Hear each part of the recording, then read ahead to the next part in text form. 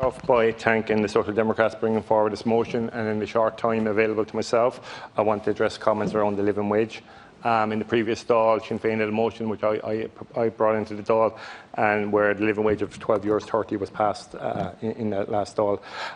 The minister came in earlier and he spoke about the commitment of the government to deliver the minimum wage during the course of this Dáil term, and then he spoke about the minimum wage in waxing terms, which really put a chill through my spine.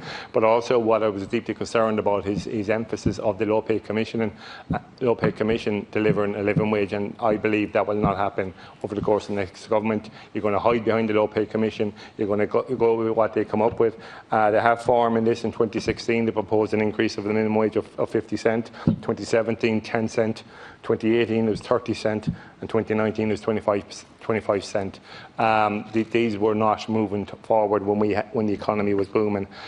So we talk about a living wage, and a living wage is important, and we need to make the distinction between a living wage and the minimum wage. A living wage is a wage where people can actually go to work and live decently. You know, it's based on the fact that the price of rent, the price of travel, the price of childcare.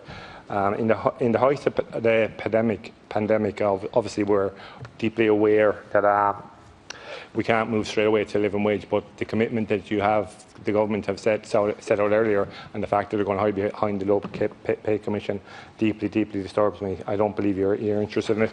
I believe you're going to hide behind it, and I believe we'll be here at the end of this term when you haven't moved any way forward towards the Low Pay Commission or towards the living wage. You're going to hide behind the Low Pay Commission.